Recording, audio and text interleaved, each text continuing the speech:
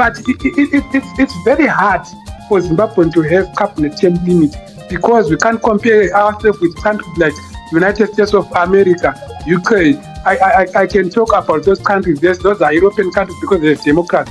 What are we saying here in Zimbabwe? I think you are just highlighting and just talking about things which are not easier to go for. I think, thank you for that. Well, thank you, Maibongwe, for your contribution this morning. Quite interesting contributions that we are getting here. Quite interesting views from you guys this morning, speaking about, performance, accountability, as well as transparency, to say what can be done to have maybe to see a change, maybe, or some change in performance or accountability issues as well. And someone said even the issues of corruption maybe can be addressed by the issue of term limits. What do you think can be done? And someone said, you know what, at times if you put a term limit, you're now shutting out a good performer as well. So what are your thoughts this morning? And some are saying, it's all in the system. It's not about the selection of these cabinet ministers, but it's the system as well. It's us who also vote them back in, and they'll keep being recycled in as much as we also recycle them by voting them again back in. What are your thoughts this morning? Good morning, Bartholomew. It's been a long time. Thank you very much. Thank you very much, host, and thank you very much to all the previous speakers and all the listeners. I appreciate the opportunity. This is my 2 cents.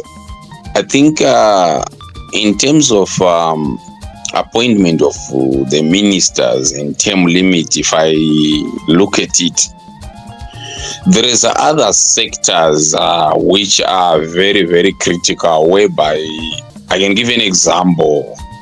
The health sector itself and the energy.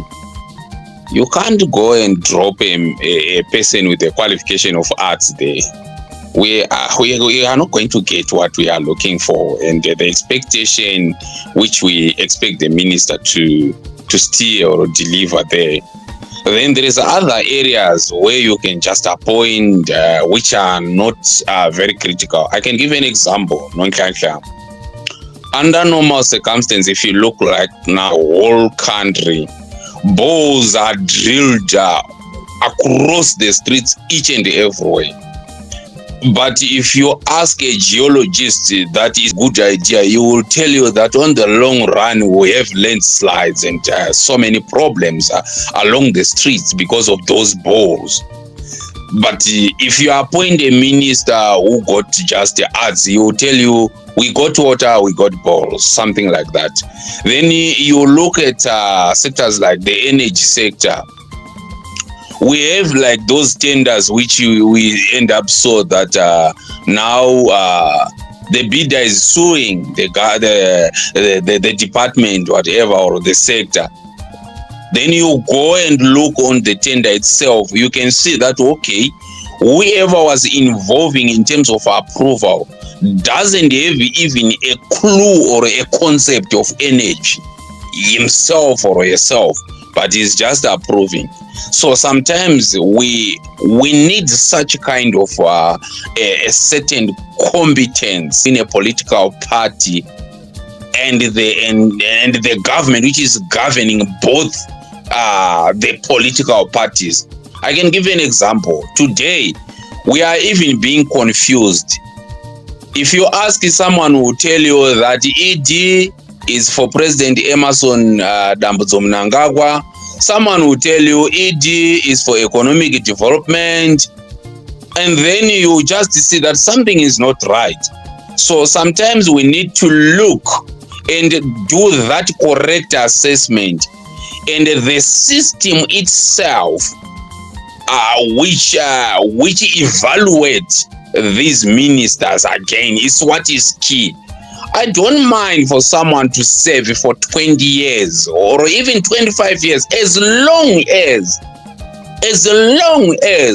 there is a competence and delivery serves the do you think I can wake up today complaining with a minister of roads. If I drive across the country, I don't have a problem of potholes, all the road signs, everything is done smoothly. I'm not going to wake up and say, no, we need to change him.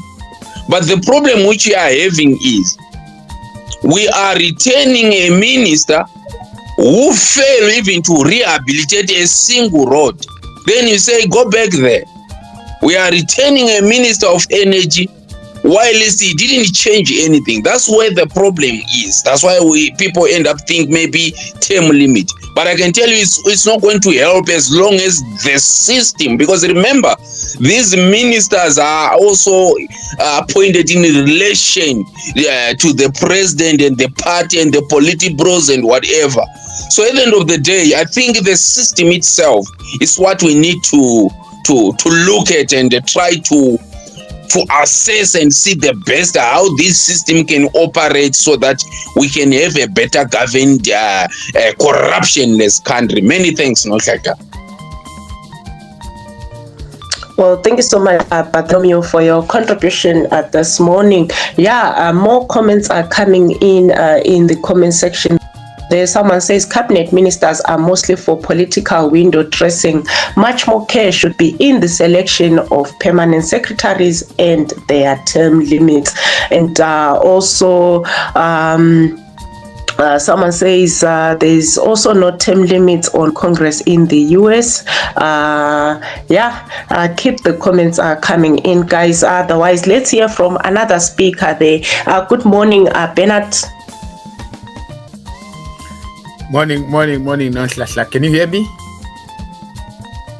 Yes, you're clear. Nonhlahla? You're clear, Beto. You can go ahead. Morning. Okay, thanks. I don't think we need term limits for cabinet ministers whose lives are also tied to being MPs.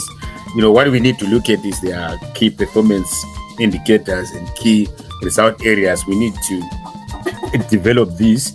And also, we should know what we expect from them, you know, in a transparent and accountable manner, so that at the end of a period, we check against the KPIs, the KRIs, how have they performed. And this has to be, you know, known by the citizens.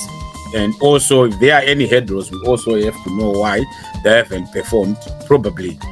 And Parliament must be empowered more to evaluate their performance as well, you know. So I don't think it makes sense, because someone might be very good, then we limit them when they are very good because there's term limits. And this term limit thing, it also increases incidences of corruption. You know, when you know your future is like limited, you know, some people tend to try and still more. So, you know, because they need a life after. So I don't believe in term limits. I believe in performance. Thank you. Well, thank you so much, Bernard, for your contribution. Well, while someone says, having term limits will help fight corruption, Bernard says, no, actually, I think it actually enables corruption. And, because someone thinks I have to eat while I can, I have to get as much as I can while I still have the time. What do you think, guys? Should there be a term limit for cabinet ministers, or what can be done really to make sure that they perform better? Bernard spoke about evaluations, to say there are evaluations that are being done and all, but still people complain that others are not performing. Still you get to see that others do not attend question and answer segments in Parliament and so forth. So what do you think can be done as well? This is all about performance, transparency and accountability as well. What can be done to make sure that there's increased performance. There's also better accountability and transparency as well in terms of our ministries, in terms of our ministers as well. I hope you'd like to contribute to this conversation this morning. Please do request the mic if you want to, or share your comment in the comment section there as we discuss cabinet ministers' performance and accountability and transparency as well. So this is This Morning on Asake, and I'm your host, Nonhlanhla Mabigwa.